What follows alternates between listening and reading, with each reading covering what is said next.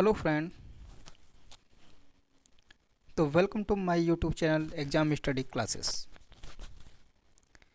तो कैसे हैं सभी?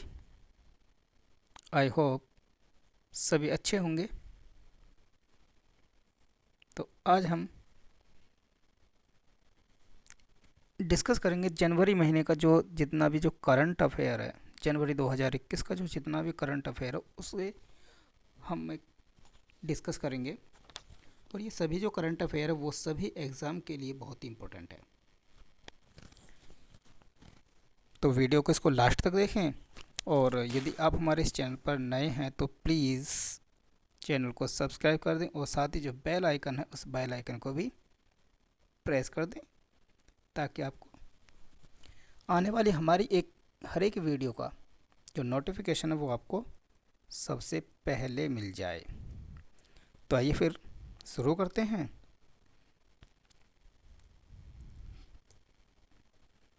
तो देखिए, ये रहा हमारा पहली पीपीटी है हमारी। तो भ्रष्टाचार धारणा सूचकांक 2020 में भारत का स्थान 86वां है।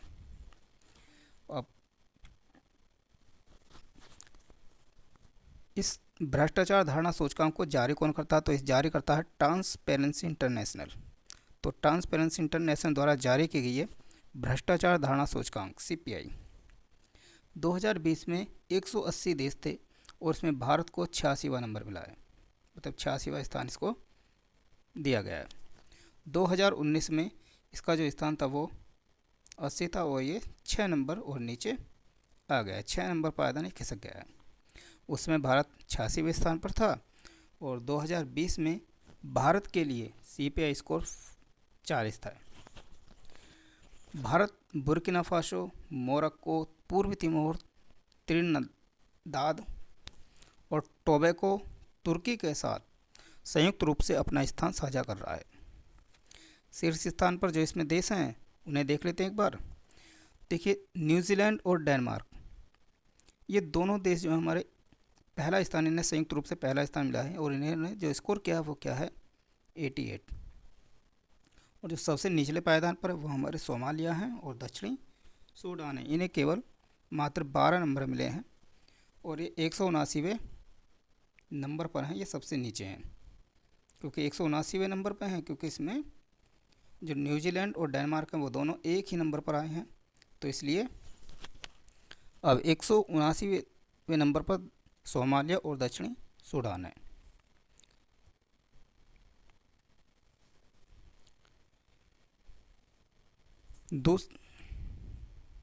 दूसरी हमारा लेफ्टिनेंट जनरल चंडी प्रसाद मोती नए सेना उपाध्यक्ष के रूप में नियुक्त किए गए हैं।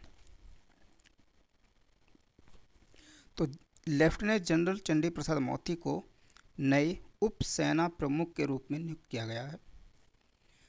और ये जो लेफ्टिनेंट जनरल एस के सैनी हैं इनके स्थान पर आए हैं।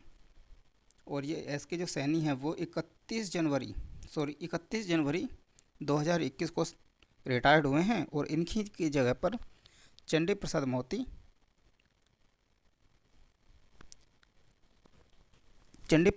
जो हैं वो नए सेना के उपाध्यक्ष बने हैं, थल सेना के। तो ये 28वें, अब इसके थल सेना के बारे में देख लेते हैं। तो 28वें जो थल सेना अध्यक्ष हैं वहाँ जनरल मनोज मुकुंद नरवणे। और इसका जो आदर्श वाक्य है वो है स्वयं से पहले सेवा। और इसका जो मुख्यालय है वो हमारा नई दिल्ली में।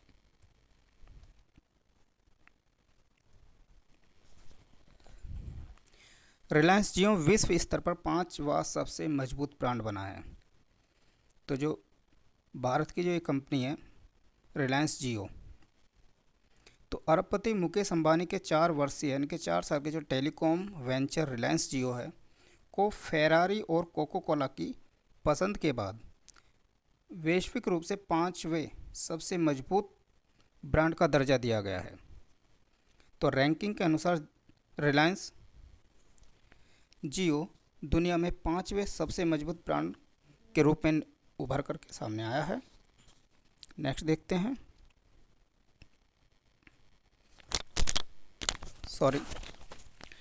भारत की वैक्सीन मैत्री पहल सेवा, ये मैत्री पहल है वैक्सीन, इसको शुरू किया गया है। तो वैक्सीन मैत्री पहल भारत द्वारा क्या है कि इसमें जो पड़ोसी जो देश हैं उनको कोविड-19 के टीके दिए जाएंगे, यानी कि कोविड-19 के जो टीके बने हैं हमारे भारत में उन्हें प्रदान करने की एक पहल है। और इसके अंतर्गत श्रीलंका और बहरीन ने पहल के तहत भारत से कोविड-19 टीके प्राप्त किए हैं। भारत द्वारा पड़ोसी देशों को कोविड-19 टीके प्रदान करने के लिए वैक्सीन मैत्री पहल जो है ये 20 जनवरी को शुरू की गई थी। और इसी के तहत श्रीलंका को वैक्सीन मैत्री पहल के पहले भाग के यानी कि एक भाग के रूप में भारत से 5 लाख कोविड-19 के टीके दिए गए। और वहीं वैक्सीन की खेप बहरीन में भी भेजी गई और देश को पहल के तहत 10,800 टीके भारत ने दिए हैं। तो नेक्स्ट देखते हैं आगे। भारतीय एक्सा जनरल इंश्योरेंस ने लॉन्च किया कृषि सखा ऐप।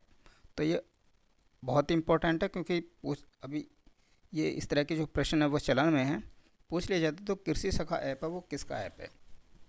तो किसका है? भारतीय एक्सा जनरल इंश्योरेंस का ये ऐप है। और ये किसके लिए है? ये किसानों के लिए है।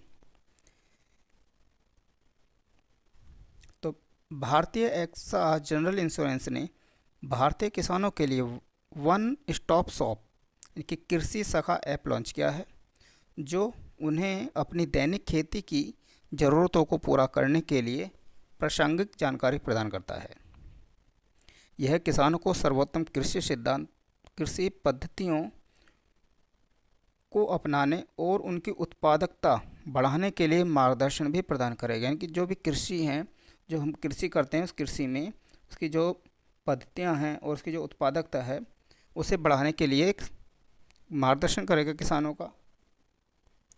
और इस ऐप के माध्यम से किसानों को फसल बीमा से संबंधित जानकारी के लिए प्रधानमंत्री फसल बीमा योजना पोर्टल तक पहुंच भी प्राप्त हो गई कि ये जो कृषि सखा ऐप है ये सीधा इस प्रधानमंत्री फसल बीमा योजना तक उन्हें पहुंचा देगा, यानी कि उसमें लिंक रहेगा उस पर। तो भारतीय एक्सा जनरल इंश्योरेंस की जो स्थापना हुई थी वो 2008 में हुई है। और भारतीय जनरल एक्सा इंश्योरेंस मुख्यालय है इसका मुंबई महाराष्ट्र में है। इसके जो एमडी और जो सीईओ हैं वो हैं संजीव श्रीनिवासन। और इसकी जो टैगलाइन है वह है सुरक्षा का नया नज़रिया।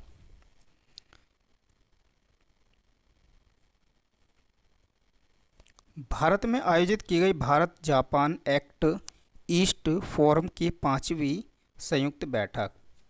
देखिए, भारत और Japan act east forum AEF की 5वीं संयुक्त बैठक नई दिल्ली में आयोजित की गई।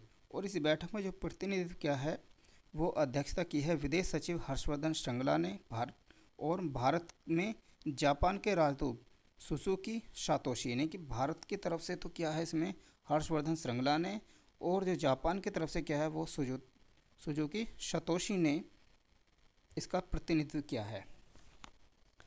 नेक्स्ट देखते हैं।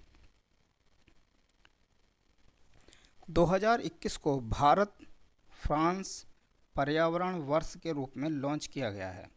जो वर्ष 2021 है इसको भारत और फ्रांस पर्यावरण वर्ष के रूप में लॉन्च किया। तो केंद्रीय पर्यावरण वन एवं जलवायु परिवर्तन मंत्री श्री प्रकाश जावड़ेकर और फ्रांस की इकोलॉजिकल ट्रांजिशन मंत्री सुश्री बारबरा पोम्पिली ने नई दिल्ली में भारत फ्रांस पर्यावरण वर्ष Indo France year of environment को लॉन्च किया है।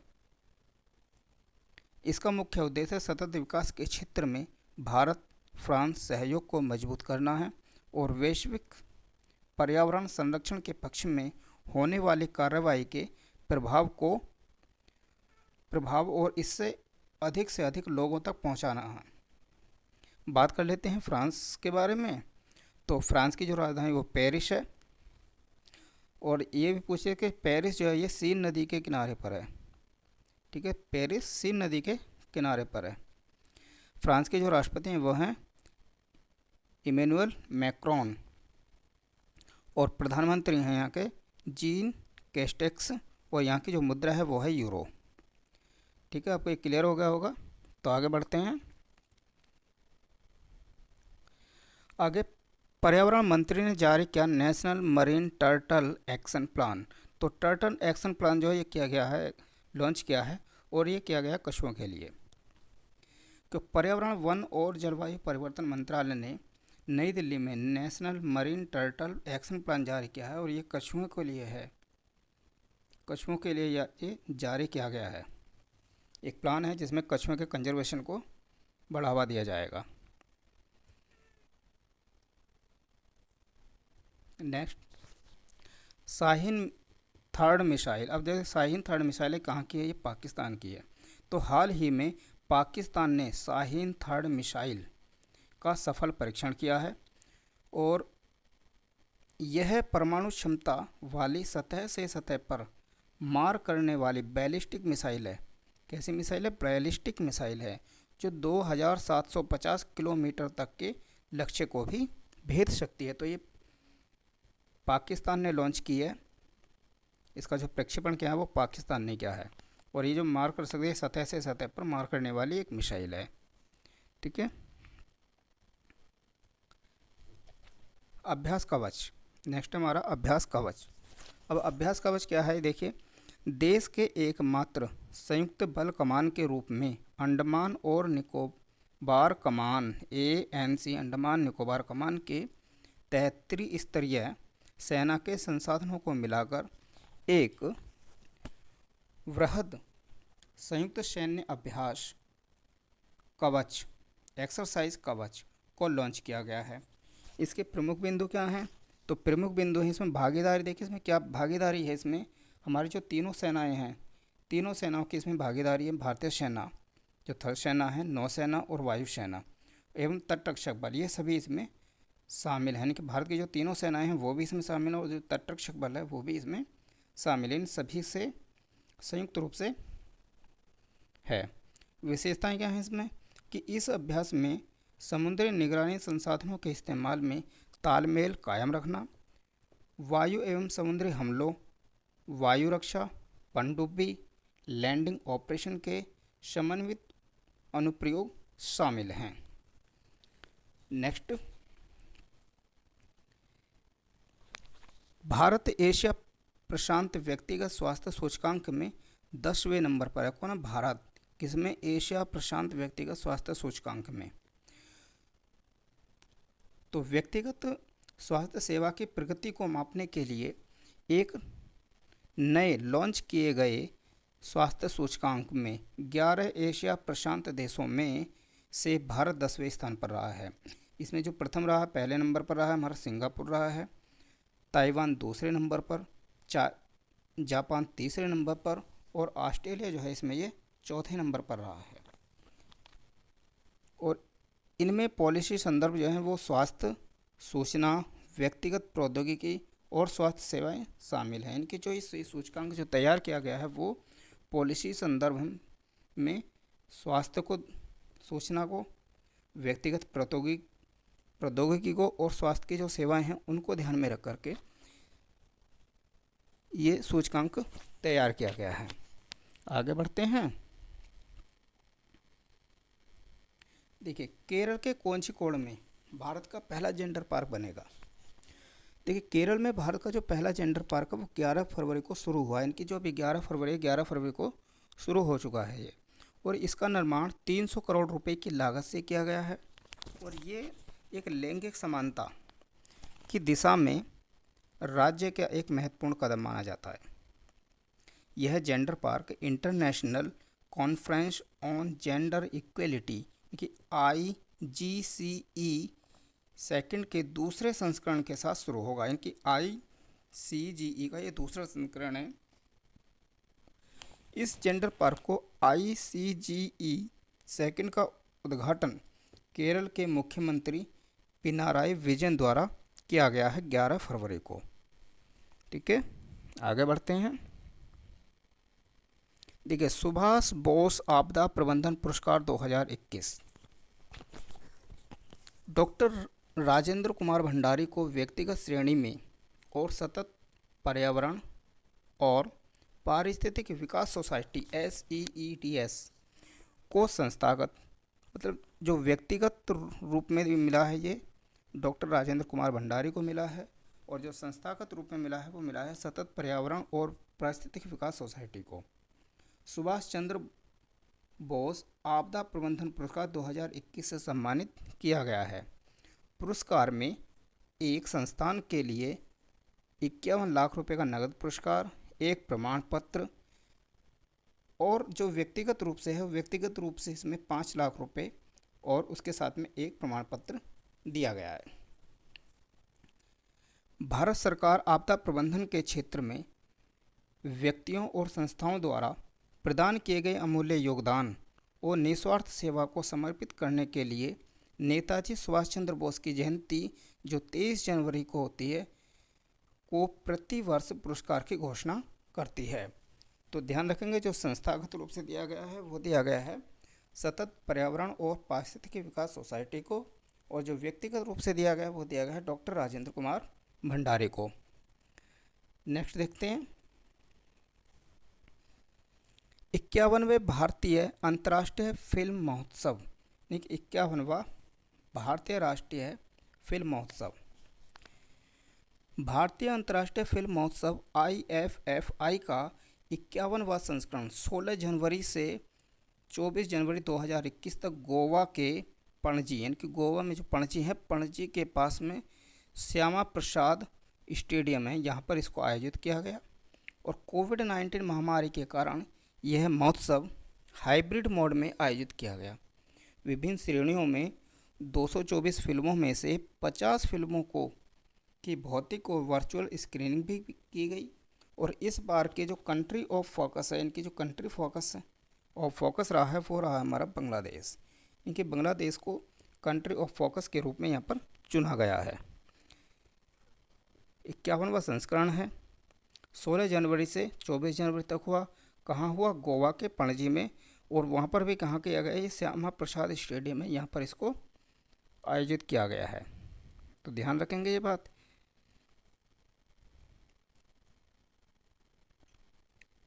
तो नेक्स्ट देखते हैं इलेक्ट्रोल प्रैक्टिस 2020 के लिए राष्ट्रीय पुरस्कार।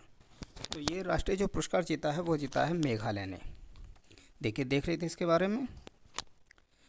मुख्य निर्वाचन अधिकारी कार्यालय मेघालय को राष्ट्रीय सर्वश्रेष्ठ चुनावी आचरण पुरस्कार 2020 में भारतीय निर्वाचन आयोग द्वारा चुनाव में सूचना प्रौद्योगिकी अनुप्रयोग के लिए एक विशेष पुरस्कार के लिए चुना गया है।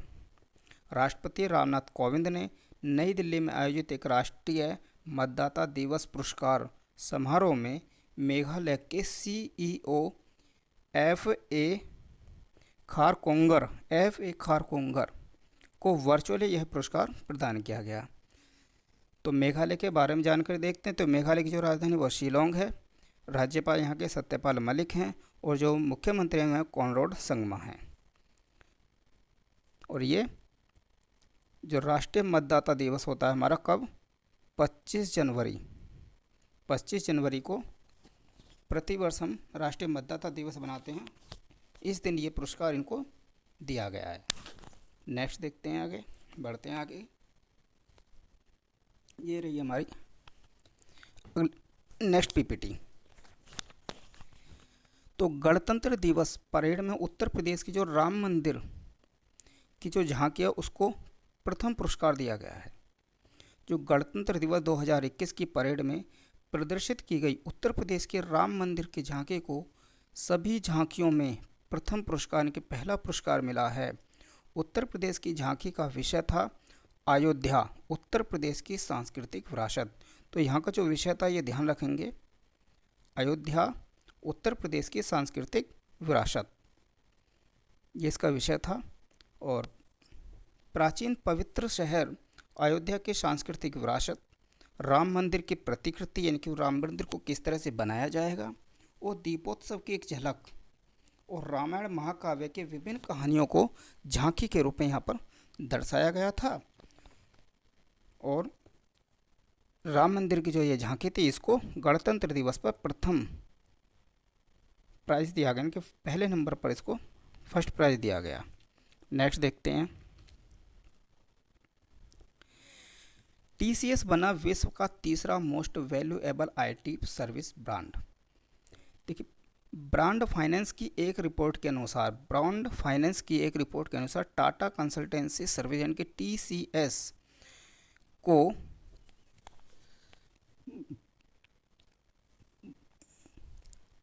एसेंचर और आईबीएम के बाद वैश्विक स्तर पर तीसरे सबसे वैल्यूएबल आईटी सेवा ब्रांड का स्थान मिला है। सीईओ हमारे टीसीएस के राजेश गोपीनाथन, और जो इसकी स्थापना हुई थी वो 1 अप्रैल 1968 को इसकी स्थापना की गई थी। किसकी? टीसीएस की। टीसीएस यानी कि टाटा कंसल्टेंसी सर्विसेज।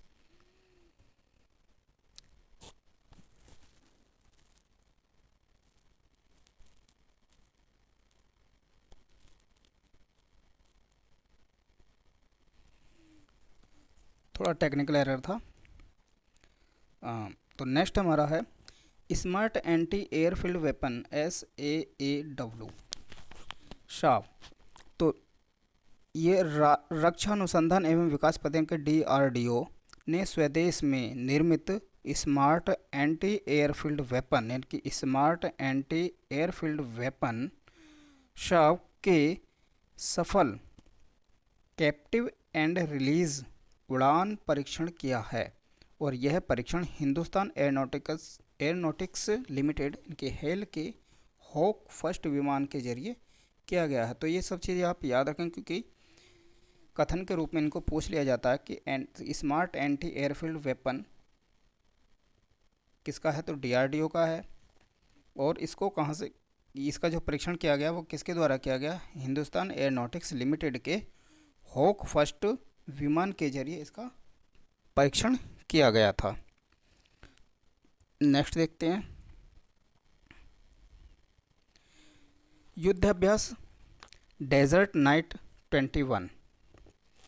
देखिए, भारतीय वायुसेना एवं फ्रांसीसी वायु और अंतरिक्ष बल द्वारा जोधपुर हवाई अड्डे पर 20 से 24 जनवरी 2021 के बीच में डेजर्ट नाइट 21 नामक एक द्विपक्षीय युद्ध अभ्यास का आयोजन किया गया।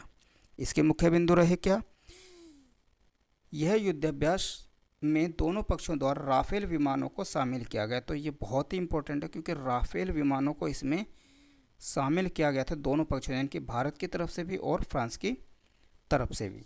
भारत और फ्रांस के बीच रक्षा के अभ्यास जो हमारे कुछ हैं उन्हें देख रहे हैं। देखिए, वरुण है जो एक नौसैनिक युद्धाभ्यास है, गरुण है जो एक वायुसेना अभ्यास है, और एक शक्ति चलता है जो संयुक्त सैन्य अभ्यास है। ठीक है, तो ये याद रखेंगे, और ये बहुत इंपॉर्टेंट है, इसे आप याद रखेंगे, क्योंकि इसमें इसकी जो महत्वपूर्ण जो बात थी यही थी कि इसमें राफेल जो विमान हैं उन राफेल विमानों को इसमें शामिल किया गया दोनों पक्षों के द्वारा, कि भारत की तरफ से भी और फ्रांस की तरफ से भी। और कहाँ किया गया? ये जोधपुर हवाई अड्डे पर किया गया। नेक्स्ट, पराक्रम दिवस। तो केंद्रीय सांस्कृतिक मंत्रालय ने हाल ही में घोषणा की है कि वर्ष 2021 से प्रति वर्ष 23 जनवरी को इनके सुभाष चंद्र बोस की जो जयंती होती है उसको एक पराक्रम दिवस के रूप में मनाया जाएगा। इस संबंध में घोषणा करते हुए केंद्र सांस्कृतिक मंत्रालय ने कहा कि केंद्र सरकार ने 23 जनवरी 2021 से शुरू होने वाले नेताजी के 125वें जयंती वर्ष को राष्ट्रीय और अंतर्राष्ट्रीय स्तर पर शानदार तरीके से मनाने का निर्णय लिया है। तो ज़्यादा कुछ याद करने की ज़रूरत नहीं, इसमें आपको केवल याद रखना है कि पराक्रम दिवस को याद रखना है। कब मनाया जाता है? 23 जनवरी से मनाया जाएगा। किसने भी इसको बनाने की घोषणा की है? तो इसकी जो घोषणा की है वो की है केंद्रीय सांस्कृतिक मंत्रालय ने, कि अब प्रतिवर्ष जो 23 जनवरी होती है सुभाष चंद्र बोस की जयंती जो होती है उसे अब पराक्रम दिवस के रूप में मनाया जाएगा। नेक्स्ट देखते हैं,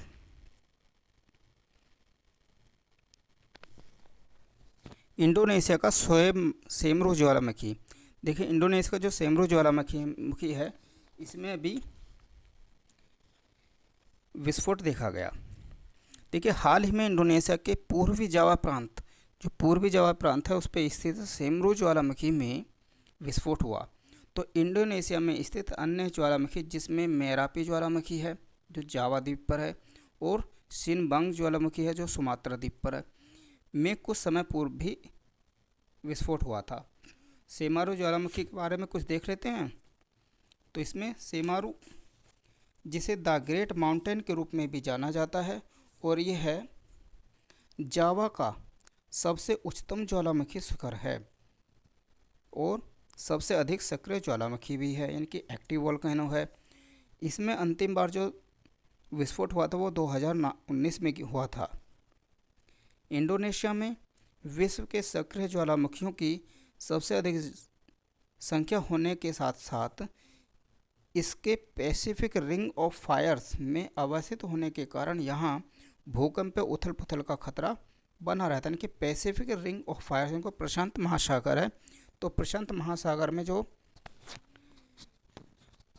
चारों तरफ हैं वो ज्वालामुखियों से घिरे हुए हैं, तो वहाँ एक रिंग ऑफ फायर्स के नाम से इसे जाना जाता है कि रिंग ऑफ फायर्स के नाम से किसे जाना जाता है। तो जो पैसिफिक यानी कि प्रशांत महासागर है वहाँ स्थित है ये रिंग्स ऑफ फायर।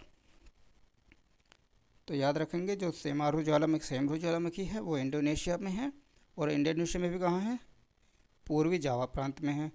कुछ अन्य जो यहाँ के ज्वालामुखी हैं उसमें एक मेरापी ज्वालामुखी है जो जावा द्वीप पर है, और एक दूसरी है सिनबांग ज्वालामुखी जो सुमात्रा द्वीप पर है। और जो सेमरू ज्वालामुखी है उसे द ग्रेट माउंटेन के रूप में जाना जाता है, क्योंकि जावा का सबसे उच्चतम ज्वालामुखी शिखर भी है।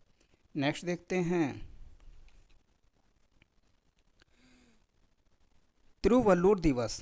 तो तिरुवल्लुर दिवस प्रधानमंत्री ने 15 जनवरी 2021 को तमिल कवि और दार्शनिक तिरुवल्लुर को उनकी जयंती तिरुवल्लुर दिवस के अवसर पर याद किया।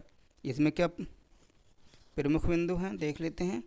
तो तिरुवल्लुर दिवस के संबंध में क्या है कि यह पहली बार 17 से 18 मई को वर्ष 1935 में मनाया गया था। वर्तमान समय में इसे आमतौर पर तमिलनाडु में 15 या 16 जनवरी को मनाया जाता है। तो 15 को मनाया जाएगा या फिर 16 जनवरी को मनाया जाएगा। और क्या है, ये एक पोंगल का ही हिस्सा है, यानी कि जो पोंगल जो मनाया जाता है, पोंगल जो त्यौहार होता है तमिलनाडु में, तो ये उसी का एक हिस्सा है। तिरुवल्लुर, जिसे वल्लुवर भी कहा जाता है, एक तमिल कवि संत थे। तो ये एक तमिल कवि संत थे, तो इन्हीं के याद में ये तिरुवल्लुर दिवस मनाया जाता है, और 15 या 16 जनवरी को ये मनाया जाता है। नेक्स्ट देखते हैं, नागी नकटी पक्षी अभ्यारण्य। हाल ही में बिहार के जमुई जिले के नागी नकटी पक्षी अभ्यारण्य में पहले राज्य स्तरीय पक्षी उत्सव यानी कि कलरव का आयोजन किया गया। इनकी जो नागी नकटी पक्षी अभ्यारण्य, यहाँ पर क्या आयोजित किया गया, कलरव एक समारोह है, कलरव पक्षी उत्सव है, एक राज्य स्तर का स्टेट लेवल का एक पक्षी उत्सव है, उसको आयोजित किया गया। यह 3 दिवसीय कार्यक्रम का आयोजन पूरे देश के विशेषज्ञों और पक्षी प्रेमियों को आकर्षित करने के लिए किया गया। बिहार के कुछ अन्य देख लेते थे कि गौतम बुद्ध पक्षी अभ्यारण्य गया में है, कांवड़ झील पक्षी अभ्यारण्य जो बेगूसराय में है, और कुशेश्वर आस्थान पक्षी अभ्यारण्य जो दरभंगा में है। तो नेक्स्ट देखते हैं, इसमें हेनले पासपोर्ट सूचकांक 2021 बहुत ही ज़्यादा इम्पोर्टेंट है आपके लिए, बहुत ही इम्पोर्टेंट है, क्योंकि हेनले हाल ही में जारी हेनले पासपोर्ट सूचकांक में 2021 में भारतीय पासपोर्ट को 85 यानी कि 85वां स्थान प्राप्त हुआ है। जापान इस सूचकांक में प्रथम स्थान पर, यानी कि लास्ट यानी कि 2020 में भी जापान पहले नंबर पर था, और अब भी ये पहले नंबर पर है। तो जापानी पासपोर्ट धारक विश्व भर के 191 देशों में पूर्व वीज़ा के बिना भी यात्रा कर सकते हैं। इस सूचकांक में सिंगापुर को 190 स्कोर के साथ दूसरे स्थान पर रहा है, और जर्मनी और दक्षिण कोरिया 189 स्कोर के साथ में सामूहिक रूप से ये तीसरे नंबर पर रहे हैं। तो पहले पर कौन रहा है, पहले पर हमारा जो पहला है, पहले पर हमारा जापान रहा है, और जो सेकंड है, सेकंड पर हमारे जर्मनी और दक्षिण कोरिया यानी कि साउथ कोरिया और जर्मनी रहे हैं। ये दोनों हमारे सामूहिक रूप से रहे हैं। और इस सूचकांक में भारत 58 स्कोर के साथ वे 85वें नंबर पर रहा है, क्योंकि 2020 में भारत का स्थान कितना था, 84। भारत का 84 था और अब ये 85 यानी कि एक नंबर और आगे चला गया है। तो भारतीय पासपोर्ट का प्रदर्शन सबसे इससे पहले वर्ष 2020 में 84 और 2019 में 82वें नंबर पर है, यानी कि 82वें में 2019 में बेहतर रहा है। कब, 2019 और 20 में, लेकिन अब ये एक नंबर और नीचे की ओर आ गया है। नेक्स्ट देखते हैं, विश्व की सबसे पुरानी गुफा कला। ये बहुत ज़्यादा इम्पोर्टेंट है सभी के लिए, कि जो भी करंट ये करंट अफेयर जो है, ये जो प्रश्न है, ये सभी के लिए बहुत ही इम्पोर्टेंट है, क्योंकि हाल ही में पुरातत्वविदों ने इंडोनेशिया में विश्व की सबसे पुरानी गुफा कला की खोज की है, जिसमें एक जंगली सुअर को चित्रित किया गया है। और यह चित्र इंडोनेशिया के सुलावेसी द्वीप पर एक सुदूर घाटी में ली आंग टेंगो गुफा में पाया गया है। और यह चित्रकारी कम से कम जो बताई जा रही है वो 45,500 वर्ष पुरानी बताई जा रही है। इसे आप याद रखेंगे, क्योंकि जो सबसे पुरानी गुफा है उसकी खोज कहाँ की गई है, इंडोनेशिया में की गई है। कहाँ की, इंडोनेशिया में कहाँ, इंडोनेशिया के सुलावेसी द्वीप पर की गई है, इंडोनेशिया के सुलावेसी द्वीप पर। और ये कितने वर्ष पुरानी है, तो इसको बताया जा रहा है कि ये 45,500 वर्ष पुरानी है। देखिए, माघी मेला, कई दशकों में पहली बार ऐसी स्थिति उत्पन्न हुई है कि ऐतिहासिक माघी मेला में कोई राजनीतिक सम्मेलन नहीं होगा। तब पंजाब के मुक्तसर में प्रत्येक वर्ष जनवरी अथवा नानक शाही कैलेंडर के अनुसार माह के यानी कि माघ महीने के में जो माघी मेले का आयोजन किया जाता है। वे कुछ खास नहीं है, बस इतना ही रखना है कि कहाँ मनाया जाता है, पंजाब में मनाया जाता है। और ये कब मनाया जाता है, जो नानक शाही जो कैलेंडर है उसके अनुसार माह महीने में इसको आयोजित किया जाता है। नेक्स्ट देखते हैं, देखिए भारतीय फसल कटाई त्यौहार। देखिए भारत में जो कटाई के जो त्यौहार होते हैं, जब फसल को काटा जाता है तो हर क्षेत्र में, हर स्टेट में उसको अलग अलग नाम से पुकारा जाता है और उसे एक त्यौहार के रूप में मनाया जाता है। तो भारत में मकर संक्रांति, लोहड़ी, पोंगल और भोंगली बिहू, उत्तरायण और पोष पर्व आदि के रूप में विभिन्न फसल कटाई त्यौहार मनाए जाते हैं। कुछ फसल त्यौहार देख लेते हैं। देखिए उत्तरायण हमारा मनाया जाता है गुजरात में। पोंगल मनाया जाता है आपका तमिलनाडु। भोगली बिहू असम, जानते हैं जो बिहू है वो असम का है। लोहड़ी पंजाब और जम्मू कश्मीर। माघी मेला अभी बताया था इसका, तो ये हरियाणा और हिमाचल प्रदेश, ये माघी है। और मकर संक्रामण कि मकर संक्रामणा कहते हैं इसे कहते हैं कर्नाटक में इसे मकर संक्रामणा कहते हैं, जो मकर संक्रांति होती है। सायन करात ये कश्मीर का है। और खिचड़ी पर्व जो है ये उत्तर प्रदेश, बिहार और झारखंड, इन तीनों में ये बनाया जाता है। तो ये सभी कटाई त्यौहार हैं, इसे याद रखेंगे कि मैचिंग के रूप में आपसे ये पूछ लिए जाते हैं, कि मैचिंग करने के उसमें आपसे पूछ लिए जाते हैं। नेक्स्ट देखते हैं, राष्ट्रीय युवा दिवस। देखिए प्रत्येक वर्ष, ये प्रत्येक है,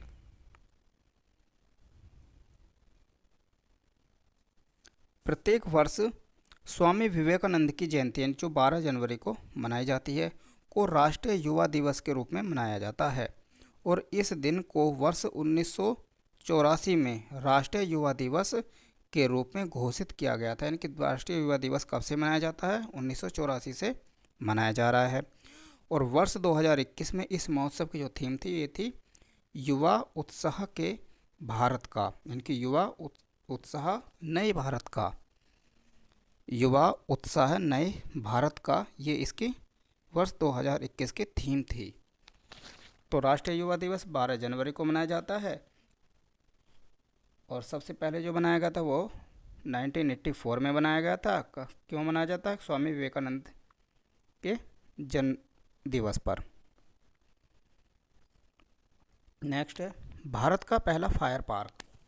हाल ही में उड़ीसा के मुख्यमंत्री ने राज्य में अपनी तरह के पहले फायर पार्क का उद्घाटन किया, जिसका उद्देश्य आम लोगों के बीच अग्नि सुरक्षा से संबंधित उपायों पर जागरूकता पैदा करना है कि अग्नि सुरक्षा से अवेयरनेस करना है। तो भुवनेश्वर में Orissa fire and disaster academy परिसर में स्थित फायर पार्क प्रत्येक शनिवार को 3:30 बजे से 5:30 बजे तक आम जनता के लिए खुला रहेगा। तो ये पहला पार्क है भारत में। याद रखिएगा कि जो पहली बार होती हैं उन चीज़ों को हमें ज़रूर याद रखना है। तो नेक्स्ट देखते हैं ऑपरेशन सरधावा। ऑपरेशन सरधावा है बीएसएफ से है। ये बीएसएफ कि सीमा सुरक्षा बल बीएसएफ ने राजस्थान के पश्चिमी अंतर्राष्ट्रीय सीमा पर ऑपरेशन सरधावा शुरू किया है। ऑपरेशन का जो उद्देश्य है वो क्षेत्र में घने कोहरे के कारण घुसपैठ की घटनाओं की जांच करना और जैसलमेर में सीमावर्ती क्षेत्रों में सुरक्षा को बढ़ाना है। सप्ताह भर चलने वाले अभियान 21 जनवरी 2021 से 27 जनवरी 2021 तक के लिए ये शुरू किया गया है। यानी कि जो चलेगा वो कितना चलेगा? 21 जनवरी से 27 जनवरी तक इसका शुरू किया गया है सरधावा को।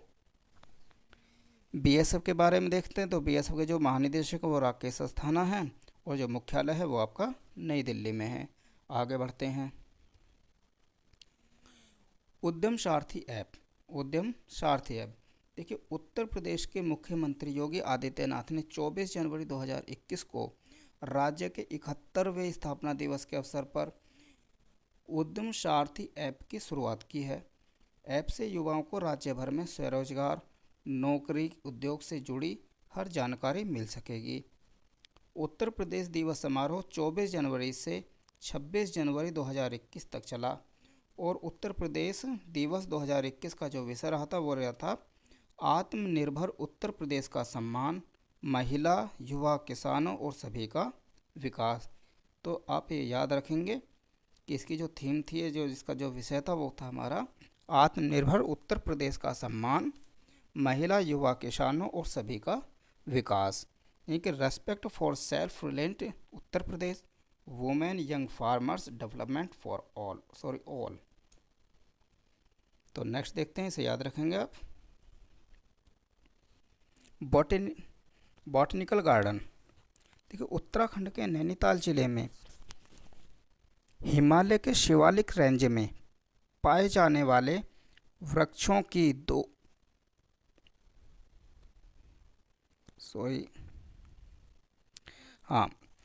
पाए जाने वाले 210 से अधिक प्रजातियों के संरक्षण के लिए शिवालिक आर्बोरिटम नाम का इस प्रकार के पहले वनस्पति उद्यान का उद्घाटन किया गया। तो इसका जो वनस्पति उद्यान है इसका नाम क्या है? शिवालिक आर्बोरिटम।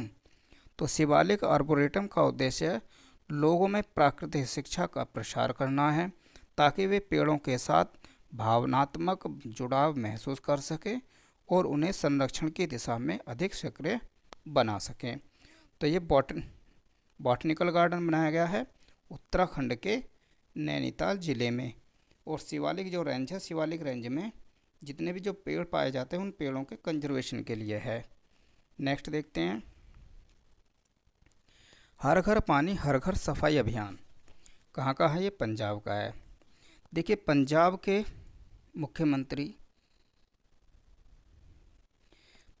मुख्यमंत्री कैप्टन अमरिंदर सिंह ने सभी ग्रामीण घरों में 100% पीने योग्य पाइप्ड जल आपूर्ति के लक्ष्य को पूरा करने के सरकार के अभियान के हिस्से के रूप में हर घर पानी हर घर सफाई मिशन की शुरुआत की है। इस योजना को विश्व बैंक, जल जीवन मिशन, भारत सरकार, नाबार्ड और राज्य बजट के द्वारा वित्त पोषित किया जा रहा है। पंजाब के बारे में देखते हैं। तो पंजाब के जो सीएम हैं वो हैं कैप्टन अमरिंदर सिंह, राज्यपाल हैं इसके VP Singh Badnore. Next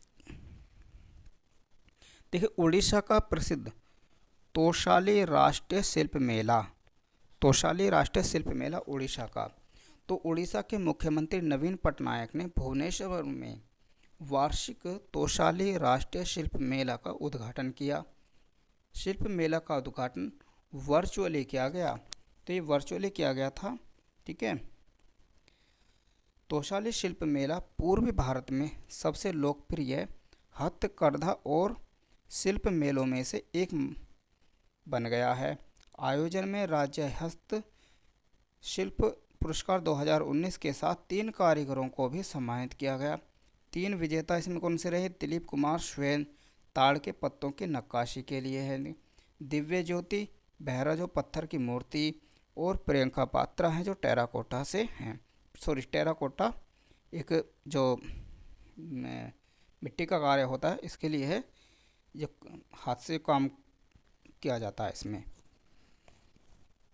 next देखिए, राष्ट्रीय बाल पुरस्कार 2021। वर्ष 2021 के लिए राष्ट्रीय बाल पुरस्कार को 21 राज्य और केंद्र शासित प्रदेश के 32 जिलों के 32 बच्चों को प्रदान किया गया। यानी कि 32 जिले हैं और 32 ही बच्चों को ये पुरस्कार दिया गया है। तो PMRBP इनके प्रधानमंत्री राष्ट्रीय बाल पुरस्कार अवार्ड भारत सरकार द्वारा नवोन्मेष, विद्वानों, खेलों, कला और संस्कृति, सामाजिक सेवा और बहादुरी के क्षेत्र में असाधारण क्षमताओं और उत्कृष्ट उपलब्धि करने वाले जो बच्चे होते हैं उन्हें यह पुरस्कार दिया जाता है। इम्पोर्टेंट यही है कि इसमें 32 जिलों से 32 बच्चों को ये पुरस्कार दिया गया है। नेक्स्ट, DRDO ने किया आकाश एनजी मिसाइल का सफल परीक्षण। तो रक्षा अनुसंधान और विकास संगठन DRDO ने उड़ीसा के तट से इंटीग्रेटेड टेस्ट रेंज से आकाश एनजी न्यू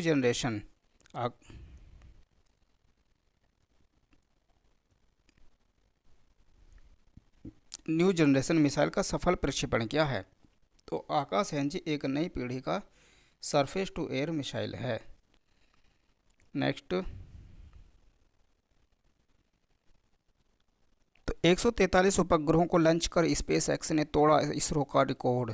देखिए, जो स्पेस एक्स कंपनी है वो एलन मस्क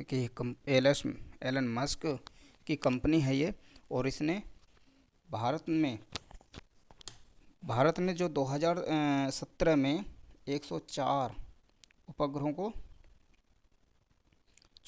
लॉन्च किया था। तो इस स्पेस एक्स ने भारत के इस रिकॉर्ड को भी तोड़ दिया है। इनकी इसरो के जो ये रिकॉर्ड था 104 उपग्रह छोड़ने का, इसको तोड़ दिया है। जानते हैं इसके बारे में थोड़ा सा। देखिए, एलन मस्क की कंपनी स्पेस एक्स ने अंतरिक्ष की दुनिया में एक नया रिकॉर्ड बनाया है। स्पेस एक्स ने अंतरिक्ष में एक साथ सबसे ज़्यादा 143 सैटेलाइट भेजने का रिकॉर्ड बनाया है। ये कमाल फाल्कन 9 रॉकेट से किया गया। अमेरिका के फ्लोरिडा से फाल्कन 9 रॉकेट से ये सभी सैटेलाइट अंतरिक्ष में भेजे गए। स्पेस एक्स ने 143 छोटे उपग्रहों की ढुलाई एवं ट्रांसपोर्टर 1 नामक अपने महत्वाकांक्षी राइड शेयर मिशन को सफलतापूर्वक लॉन्च किया और एक ही रॉकेट से कई उपग्रहों को लॉन्च करने का नया रिकॉर्ड बनाया है। इस लॉन्च के साथ में स्पेस एक्स ने फरवरी 2017 में इसरो के द्वारा 104 उपग्रहों को एक ही मिशन में PSLV पर बोर्ड करने का रिकॉर्ड को तोड़ दिया। यानी कि PSLV पर का जो रिकॉर्ड था, जो PSLV पर जो बोर्ड करने का जो रिकॉर्ड था, मैं उसको स्पेस एक्स ने तोड़ दिया है। तो 143 एक साथ छोड़े गए हैं, इसमें फाल्कन 9 से छोड़े गए हैं और अमेरिका के फ्लोरिडा से फाल्कन 9 रॉकेट से इन सभी सैटेलाइटों को लॉन्च किया गया है। पूछा जाए कि किसकी कंपनी है? एलन मस्क की कंपनी है। कितने छोड़े गए? 143 छोड़े गए। भारत ने 2017 में कितने छोड़े थे? 104 छोड़े थे। तो नेक्स्ट देखते हैं, एमफेक्स 21 अभ्यास। तो अंडमान और निकोबार द्वीप समूह में बड़े पैमाने पर सेना के तीनों अंगों का संयुक्त जल थल और नभ युद्धाभ्यास एमफैक्स 21 का आयोजन किया गया। इस युद्धाभ्यास में थल सेना, नौसेना और भारतीय वायुसेना के तीनों सेना के सैनिकों ने भागीदारी की और इस युद्धाभ्यास का उद्देश्य अपने द्वीप क्षेत्रों की क्षेत्रीय अखंडता की रक्षा के लिए भारत की क्षमताओं का सत्यापन करना है। अंडमान और निकोबार द्वीप समूह की रक्षा के लिए कवच युद्धाभ्यास भी एमफैक्स 21 का ही भाग है। जो हम पीछे हमने देखा था, जो कवच एक्सरसाइज थी उसको हमने देखा था, वो भी किसका है, वो एमफैक्स 21 का ही एक भाग है, जिसमें उसमें भी तीनों सेना थी और तटरक्षक बल भी शामिल थे। नेक्स्ट, गुजरात के ड्रैगन फ्रूट का नाम बदलकर किया कमलम। तो कमलम क्यों किया गया? क्योंकि ये कमल की तरह दिखता है। देखिए ये है। तो गुजरात राज्य सरकार ने ड्रैगन फल को कमलम नाम दिया है। तो गुजरात के मुख्यमंत्री के अनुसार फल के आकार का कारण ड्रैगन फल का नाम बदलकर कमलम रखा है। मतलब उसका उनका कहना कि ये जो देखने हैं तो देखने में ये कमल की तरह लगता है, इसलिए इसको कमल की तरह जो दिखता है तो इसलिए इसे कमलम नाम दिया गया है। मुख्यमंत्री हैं गुजरात के जो मुख्यमंत्री हैं वो विजय रूपाणी हैं। राज्यपाल हैं यहाँ के आचार्य देवव्रत। नेक्स्ट देखते हैं। अरुणाचल प्रदेश के पूर्व राज्यपाल माता प्रसाद का निधन।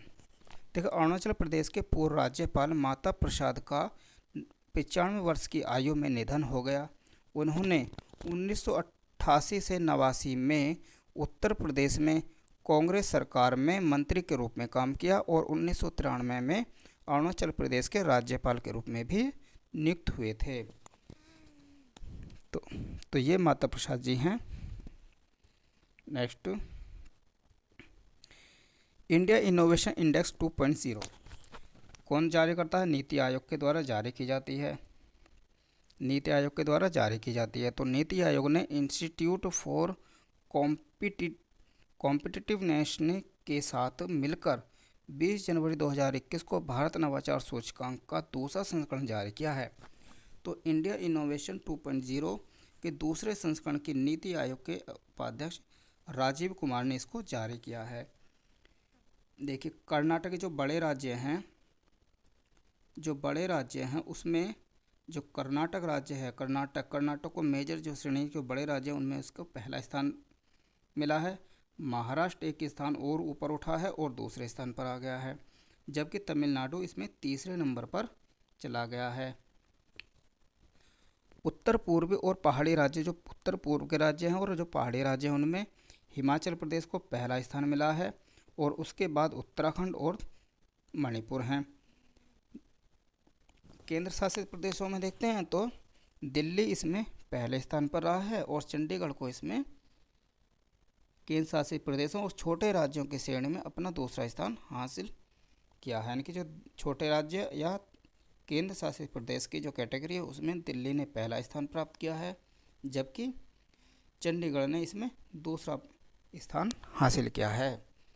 तो ये याद रखेंगे, इनोवेशन बहुत ही ज़्यादा इम्पोर्टेंट है। कथन के रूप में भी आपसे पूछ लिया जाता है और ये भी पूछ लिया जाता है कि इसमें पहले नंबर पर कौन है, दूसरे पर कौन है या तीसरे पर कौन है, या बड़े राज्यों में कौन, छोटे राज्यों में कौन, ये सब पूछ लिया जाता है। तो इसे भी आप याद रखेंगे।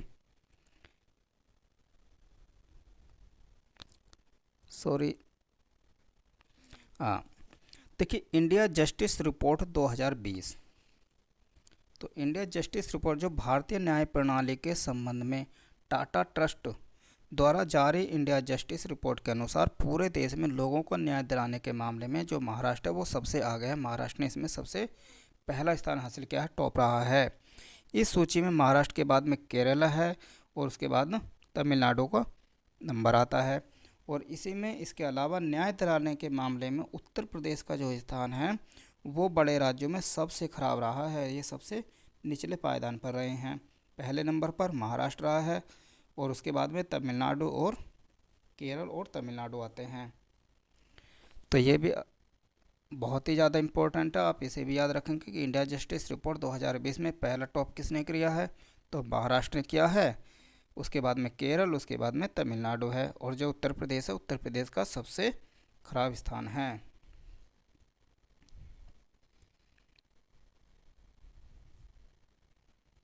देखिए, पीएम मोदी बने सोमनाथ मंदिर ट्रस्ट के अध्यक्ष।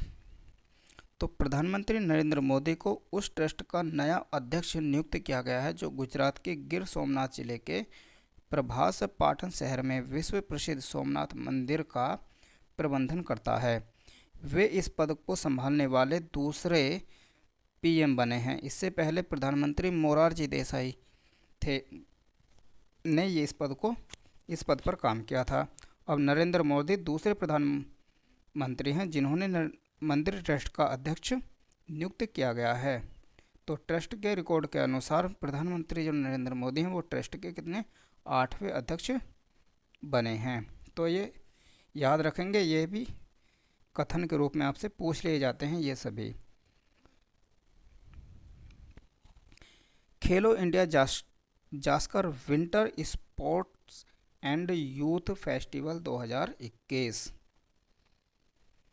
देखिए, लद्दाख में 18 जनवरी 2021 को खेलो India Zanskar winter sports and youth festival 2021 का उद्घाटन किया गया। 13 दिनों तक चलने वाले इस जास्कर विंटर स्पोर्ट्स फेस्टिवल का जो उद्देश्य है वो लद्दाख में साप्ताहिक और प्राकृतिक प्रेमी पर्यटकों के लिए एक नए खेल युग की शुरुआत करना है।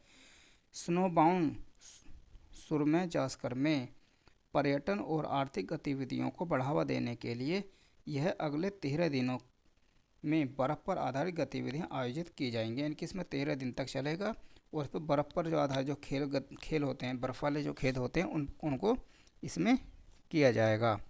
तो ये पूछ लिया जाता है, ज़्यादा इंपॉर्टेंट नहीं, केवल ये पूछ लिया जाता है कि खेलो इंडिया जास्कर विंटर स्पोर्ट्स एवं यूथ फेस्टिवल 2021 का आयोजन कहाँ किया गया। तो लद्दाख में किया गया। कब किया गया? 18 जनवरी 2021 को। कितने दिन तक चलेगा? 13 दिनों तक चलने वाला है। और काम इसका जो उद्देश्य है वो क्या है? तो लद्दाख में साहसिक और प्राकृतिक प्रेमी पर्यटकों के लिए एक नए खेल युग की शुरुआत है। Next, one school one IAS. देखिए, केरल के राज्यपाल आरिफ मोहम्मद खान ने वन स्कूल वन आईएएस योजना का उद्घाटन किया है। और इसमें क्या है कि जिसे वैदिक इरुडेट फाउंडेशन स्कॉलरशिप प्रोग्राम के तहत शुरू किया गया है।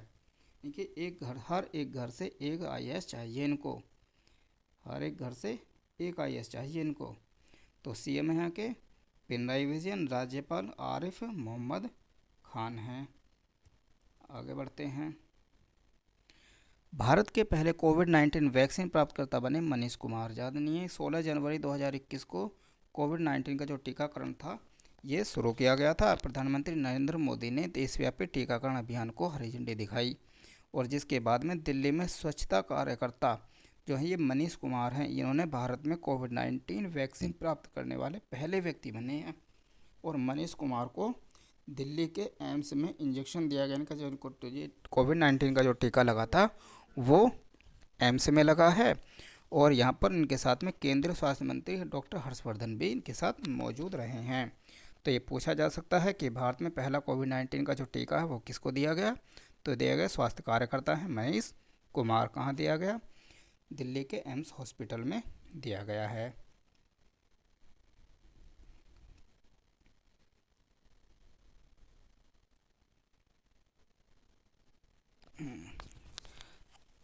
थोड़ा एरर आता है तो उसके लिए थोड़ा क्षमा चाहेंगे। तो आगे बढ़ते हैं। देखिए, ऑस्ट्रेलियाई राष्ट्रीय गान में बदलाव किया गया है। हाल ही में जो ऑस्ट्रेलिया का जो राष्ट्रीय गान है उसमें कुछ बदलाव किया गया है। क्या किया गया है? देखिए, तो ऑस्ट्रेलिया सरकार ने हाल ही में अपने राष्ट्रीय गान एडवांस ऑस्ट्रेलिया फेयर में कुछ बदलावों की घोषणा की है। तो राष्ट्रगान की जो दूसरी पंक्ति है इसमें लिखा गया है 4 we are young and free को बदलकर 4 we are one and free कर दिया है। कि इसमें जो लिखा है ना कि 4 we are young and free, तो यंग एंड फ्री को क्या किया है? बस वन एंड फ्री किया गया है। यानी कि यंग की जगह पर वन को इसमें जोड़ दिया गया है। तो इसके बारे में जानते हैं। तो ऑस्ट्रेलियाई जो राष्ट्रीय गान है वो एडवांस ऑस्ट्रेलिया फेयर को 1878 में लिखा गया था और यह 1984 में ऑस्ट्रेलिया का आधिकारिक राष्ट्रीय गान बना था। और ऑस्ट्रेलिया का जो राष्ट्रीय गान है वो गॉन पीटर डॉडस मैकोर्मिक पीटर डॉट्स राष्ट्रीय गान पीटर डॉट्स मैकोर्मिक के द्वारा इसको लिखा गया है। तो इसके रचयिता कौन है? पीटर डॉट्स मैकोर्मिक इसके रचयिता हैं। क्या चेंज किया गया? यंग की जगह पर इसमें वन ऐड किया गया। क्यों किया गया है? क्योंकि यंग को हटा करके वन कर दिया गया कि एकता के लिए, इनकी एकता की हमारी एकता है, एकता के लिए इसमें इस वर्ड को चेंज कर दिया गया है। तो दिल्ली सरकार करेगी तमिल अकादमी की स्थापना। देखिए, दिल्ली सरकार ने हाल ही में घोषणा किया कि वे तमिल भाषा और संस्कृति रक्षा के लिए एक तमिल अकादमी की स्थापना करेगी। पूर्व पार्षद एन राजा को तमिल अकादमी के उपाध्यक्ष के रूप में नियुक्त किया गया है। और नवनिर्मित जो तमिल अकादमी है कि जो कक्षाओं का आयोजन करेगी, तमिल कक्षाओं का आयोजन करेगी और नए पुरस्कार प्रदान करेगी और तमिल और साहित्यिक कार्यों को बढ़ावा देने और सम्मानित करने के लिए सांस्कृतिक कार्यक्रमों का भी आयोजन करेगी। तो केवल इसमें यह पूछा जाता है कि जो तमिल अकादमी है उसे किस सरकार के द्वारा स्थापित करने की घोषणा की गई है? तो दिल्ली सरकार के द्वारा इसकी घोषणा की गई है। देखिए, दुनिया की सबसे बड़ी तैरती हुई सौर ऊर्जा परियोजना, ये बहुत ज़्यादा इम्पोर्टेंट है, ये बहुत ही ज़्यादा इम्पोर्टेंट है।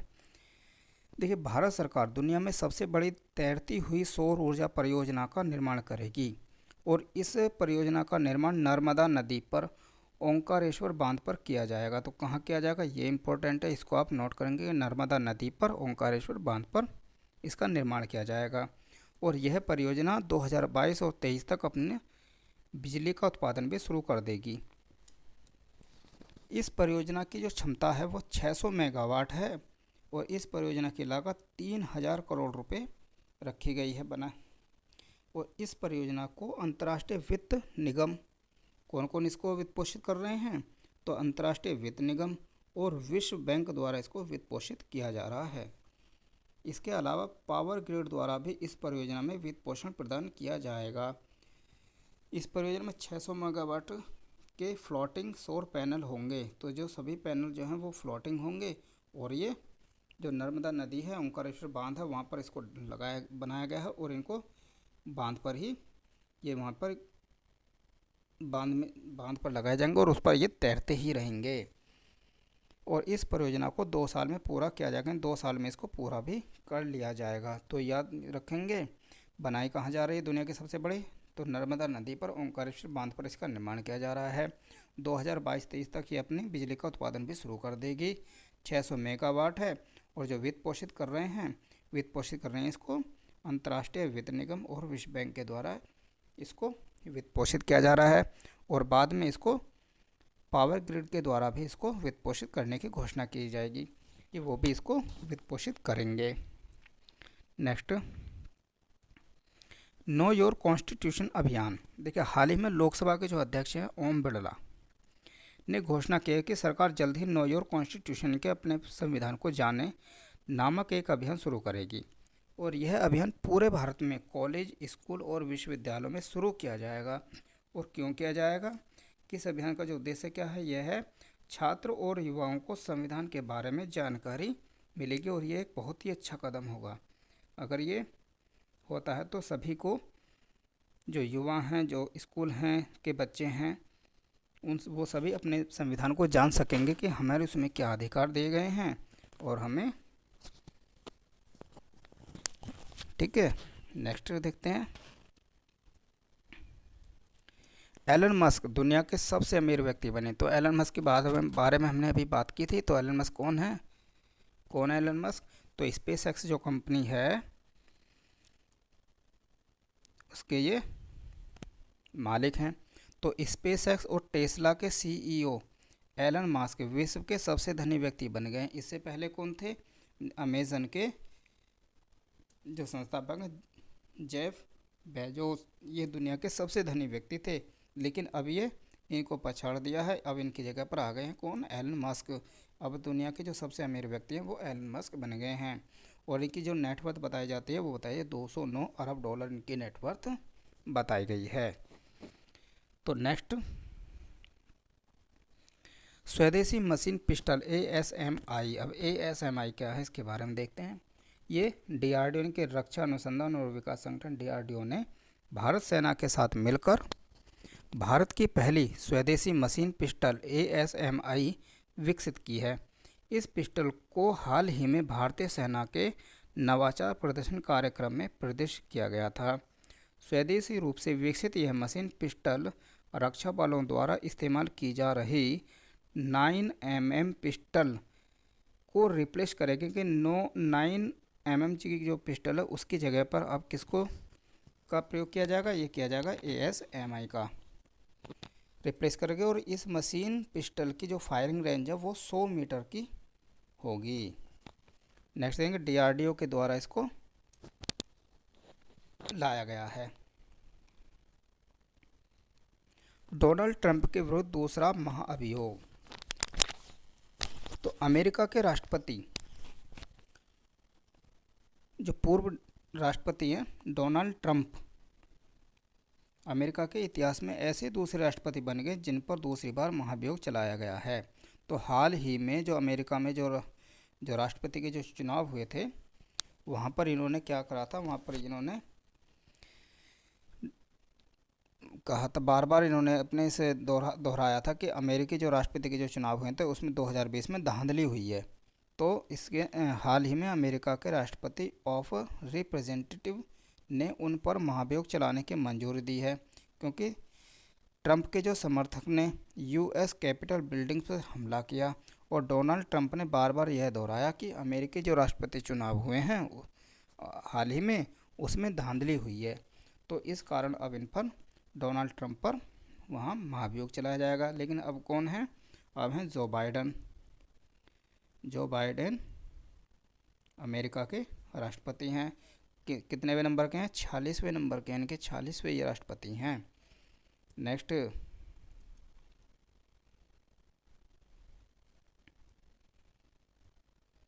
सक्षम अभियान।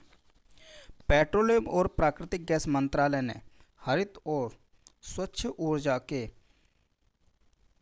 में जागरूकता पैदा करने के लिए सक्षम अभियान की शुरुआत की है। तो सक्षम अभियान किसके द्वारा शुरू किया गया, पेट्रोलियम और प्राकृतिक गैस मंत्रालय के द्वारा इसको शुरू किया गया। किसके बारे में, हरित और स्वच्छ ऊर्जा के बारे में अवेयरनेस पैदा करने के लिए शुरू किया गया है। और यह पेट्रोलियम संरक्षण अनुसंधान संघ PCRA का 1 महीने का हरित ऊर्जा अभियान होगा। और पेट्रोलियम और प्राकृतिक गैस मंत्रालय के सचिव तरुण कपूर ने नई दिल्ली में सक्षम अभियान की शुरुआत की।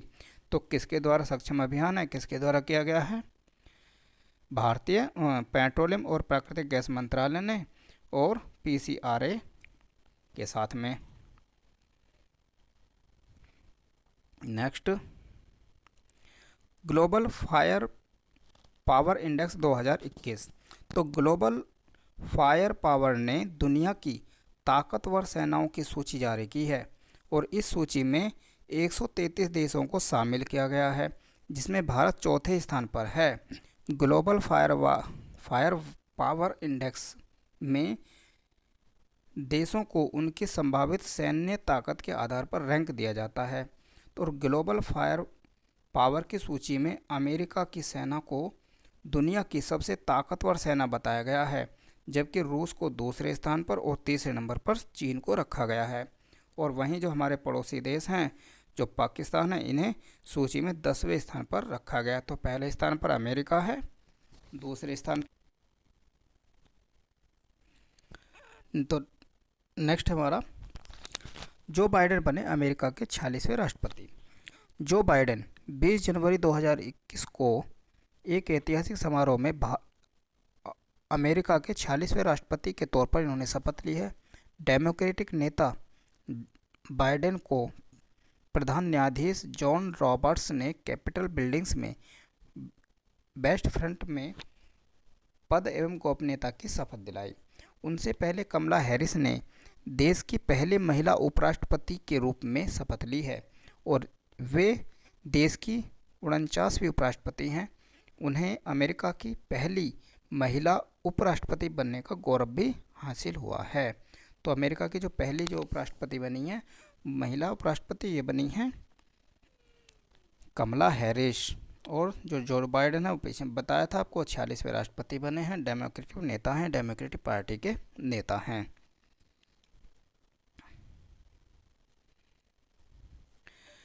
पहली महिला फाइटर पायलट, तो भारतीय वायुसेना की महिला फाइटर पायलट भावना कांत 26 जनवरी 2021 को इतिहास रचने जा रही है। देखिए बाद की है ये, इतिहास रचने जा रही, इतिहास रच दिया है इन्होंने। जो 26 जनवरी की जो परेड हुई थी, उस परेड में, गणतंत्र दिवस की जो परेड थी, उसमें इनको शामिल किया गया। ये भारत की पहली फाइटर पायलट हैं और ये परेड में भारतीय वायुसेना की झांकी का हिस्सा थी। तो इसमें थोड़ा करेक्शन कर लीजिए, ये क्योंकि रिकॉर्ड जो की जा रही है बाद में की जा रही है वीडियो, और ये इससे पहले का है। देखिए प्राकृतिक पेंट, देखिए खाद्य और ग्रामोद्योग विभाग द्वारा विकसित गाय के गोबर से बना हुआ वैदिक पेंट लॉन्च कर दिया है। तो केंद्रीय मंत्री नितिन गडकरी ने 12 जनवरी 2021 को इस पेंट को लॉन्च किया। भारतीय मानक ब्यूरो BIS ने भी इस पेंट को प्रमाणित किया है कि इसका जो परीक्षण देश की 3 बड़ी प्रयोगशालाओं, नेशनल टेस्ट हाउस मुंबई और गाजियाबाद एवं Shri Ram institute for industrial research नई दिल्ली में इसका परीक्षण भी किया गया। और मंत्रालय ने बयान दिया है कि ये खादी प्राकृतिक पेंट की जो लागत है वो कम है और ये गंधहीन है। तो किसने लॉन्च किया है? खादी और ग्रामोद्योग विभाग ने।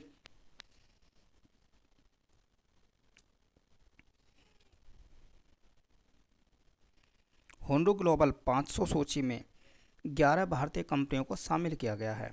तो हाल ही में होंडू ग्लोबल 500 की रिपोर्ट जारी की गई है। इस रिपोर्ट के अनुसार 11 निजी भारतीय कंपनियों को दुनिया की 500 सबसे मूल्यवान कंपनियों की सूची में शामिल किया गया है और इस सूची में 11 कंपनियों के साथ भारत 10वें स्थान पर है। इस सूची में जो 11 भारतीय जो कंपनियां हैं उसमें 14% की वृद्धि दर्ज की गई, जिसका मूल्य $805 बिलियन रखा गया। इस सूची में भारतीय कंपनियों की सूची में रिलायंस इंडस्ट्री सबसे ऊपर रही है। तो यह याद रखेंगे, सबसे ऊपर रही है रिलायंस। और इस सूची में दूसरी सबसे जो मूल्यवान भारतीय जो कंपनी रही वो रही है अभी TCS यानी कि टाटा कंसल्टेंसी सर्विसेज। इसका जो मूल्य है वो $139 बिलियन है और इसमें 30% की वृद्धि दर्ज की गई और इस सूची में TCS को 73वां स्थान प्राप्त हुआ है। नेक्स्ट देखते हैं, ICT क्षेत्र में भारत जापान का समझौता हुआ है।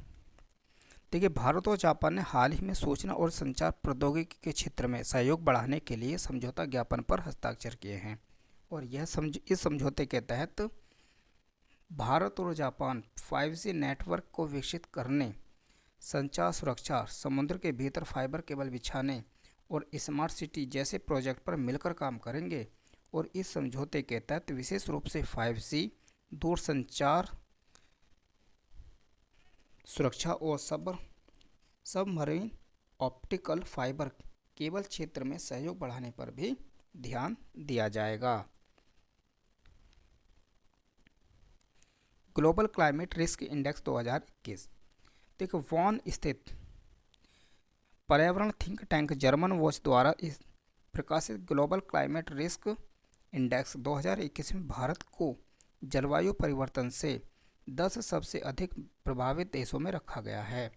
2019 में जलवायु परिवर्तन के मामले में भारत 7वें सबसे प्रभावित देशों के रूप में स्थान दिया गया है। तो ग्लोबल क्लाइमेट रिस्क इंडेक्स 2021 वार्षिक रिपोर्ट का यह 16वां संस्करण था। भारत का इसमें कितनेवां स्थान दिया गया? भारत की इसमें जो रैंक आई वो 7वीं रैंक आई है और जो शीर्ष 3 देश हैं वो हैं मोजाम्बिक, जिम्बाब्वे और बाहमा। 2019 में क्रमशः शीर्ष 3 सबसे प्रभावित देश हैं। इनकी जो रिपोर्ट है वो 2019 के आधार पर प्रकाशित की गई है। वार्षिक रूप से प्रकाशित होने वाले वैश्विक जलवायु जोखिम सूचकांक में मौसम से संबंधित घटनाओं जैसे तूफान, बाढ़, ताप लहरें आदि के प्रभाव को कम करने में विभिन्न देशों की क्षमताओं का विश्लेषण किया जाता है।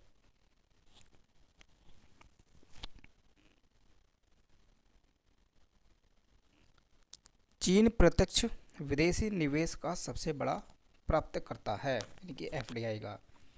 तो संयुक्त राष्ट्र व्यापार और विकास सम्मेलन अंकटाड द्वारा जारी एक रिपोर्ट के अनुसार 2020 में चीन विदेशी निवेश यानी कि एफडीआई का सबसे बड़ा प्राप्तकर्ता है।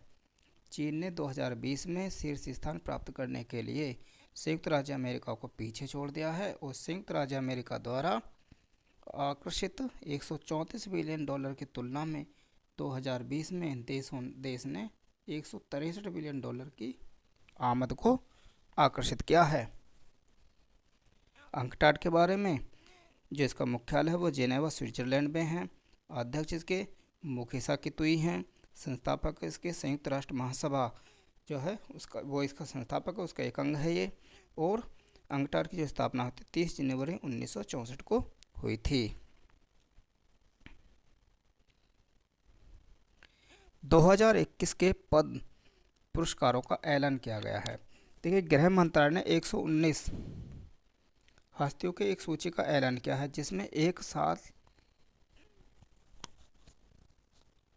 जिसमें इस साल राष्ट्रपति रामनाथ कोविंद द्वारा पद्म पुरस्कारों से सम्मानित किया जाएगा। पद्म विभूषण असाधारण और विशिष्ट सेवा के लिए प्रदान किया जाता है और साल 2021 में पुरस्कार पाने वाले विजेताओं में 29 महिलाएं हैं। कितनी महिलाएं हैं? 29 महिलाएं हैं। एक ट्रांसजेंडर है और 10 विदेशी यानी कि एनआरआई ओसीआई हैं और 16 का निधन हो चुका है। इस साल 2021 में किसी को भी भारत रत्न पुरस्कार के लिए नहीं चुना गया है। और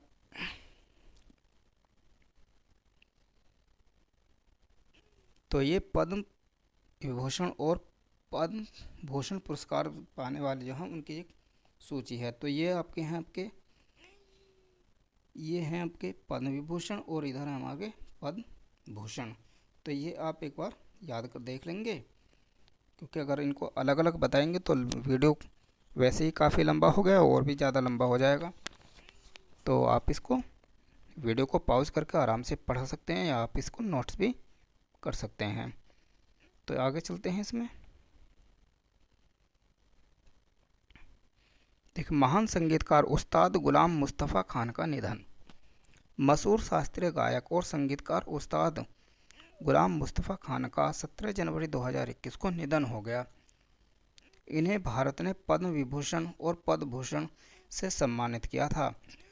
उस्ताद का जन्म 3 मार्च 1931 को उत्तर प्रदेश के बदायूं में हुआ और उन्हें संगीत के क्षेत्र में जूनियर तानसेन के नाम से भी जाना जाता है। उस्ताद गुलाम मुस्तफ़ा खान को साल 1991 में पद्मश्री, साल 2006 में पद्म विभूषण और साल 2018 में पद्म भूषण पुरस्कारों से सम्मानित किया गया और संगीत के क्षेत्र में उल्लेखनीय योगदान के लिए उन्हें संगीत नाटक अकादमी अवार्ड से भी सम्मानित किया जा चुका है। नेक्स्ट देखते हैं। थोड़ा तेज चलेंगे क्योंकि वीडियो काफ़ी लंबा है और काफ़ी तो आकाशगंगा क्लस्टर एबल 370। तो national aeronautics and space administration यानी कि नासा ने 19 जनवरी 2021 को अपने सोशल मीडिया के अकाउंट पर एक विशाल आकाशगंगा क्लस्टर एबल 370 की एक आश्चर्यजनक तस्वीर को साझा किया है और वो तस्वीर आपकी यह है। यह तस्वीर अपने आप में पहली है क्योंकि यह आकाश गंगाओं के एक विशाल समूह को दिखाती है। तो ये इसको किसने किया है? एबल ये पूछा जा सकता है कि आकाश गंगा क्लस्टर एबल 370 को कि जो ये किससे संबंधित है, तो ये नासा से संबंधित है।